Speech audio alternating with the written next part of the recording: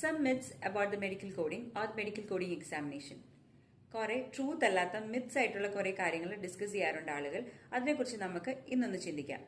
First and foremost, medical coding examination, it is very difficult or impossible to pass. It's not like that. If you will work hard, നമുക്ക് ഇത് pass ആവാൻ പറ്റുന്ന ഒരു exam മാത്രമേ ഉള്ളൂ.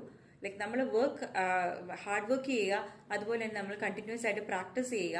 നമുക്ക് ഈ മെഡിക്കൽ നോളജ്, അതായത് നമ്മളിപ്പോൾ ഒരു മെഡിക്കൽ പ്രൊഫഷണൽ ആണെന്നുണ്ടെങ്കിൽ it will be easier for us.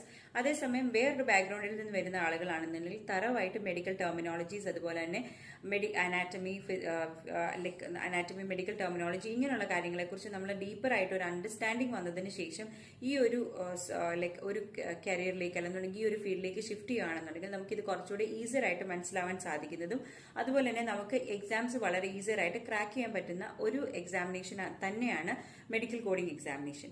Then the second one, if you will skip any question or if you will get any questions wrong, then you will not pass. അങ്ങനെയല്ല, out of the 100 questions 70 ആണ് നമ്മുടെ passing score.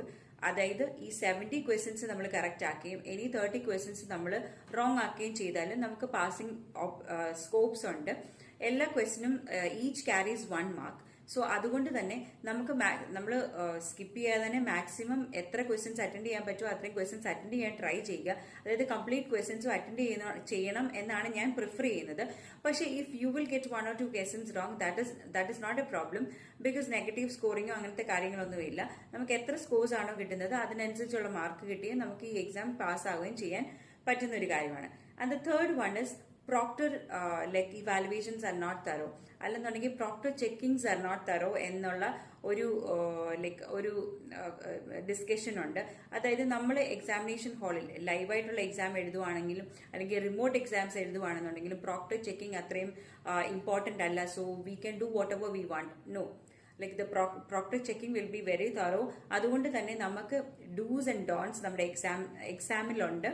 So അതുകൊണ്ട് തന്നെ നമുക്ക് എന്തൊക്കെ dos ആണോ ഉള്ളത് അത് ഫോളോ ചെയ്യുകയും ഡോൺസ് ആയിട്ടുള്ള കാര്യങ്ങൾ അവോയ്ഡ് ചെയ്തിട്ട് നമ്മുടെ എക്സാമിനേഷൻ എഴുതാൻ ട്രൈ ചെയ്യുകയും ചെയ്യുവാണെന്നുണ്ടെങ്കിൽ നമുക്ക് ഈസിയർ ആയിട്ട് നമ്മുടെ എക്സാമിനേഷൻ വളരെ റിലാക്സ് ആയിട്ട് തന്നെ എഴുതുകയും നമുക്ക് ഈ എക്സാമിനേഷൻ പാസ്സാവാൻ സാധിക്കുകയും ചെയ്യുന്നതാണ്. So there are many myths. If you have any confusions or if you have any doubts whether you have to go for this career, അല്ലെങ്കിൽ ഈ ഒരു ഓപ്പർച്യൂണിറ്റിയിലേക്ക് നമുക്ക് ടേൺ ചെയ്യണോ, അല്ലെന്നുണ്ടെങ്കിൽ ഈ ഒരു കോഴ്സ് നമ്മൾ എടുത്ത് പഠിക്കുന്നത് കൊണ്ട് നമുക്ക് ബെനിഫിറ്റ് ഉണ്ടോ എന്നൊക്കെ നിങ്ങൾക്ക് സ്റ്റിൽ ഡൗട്ട്സ് ഉണ്ടെന്നുണ്ടെങ്കിൽ you can contact anyone around you who is a medical coder, or if you want to talk to me you can also DM me and then we can discuss more about your field, what are you currently doing, അതുപോലെ തന്നെ നിങ്ങൾക്ക് മുന്നോട്ട് എന്ത് ചെയ്യാൻ ആഗ്രഹം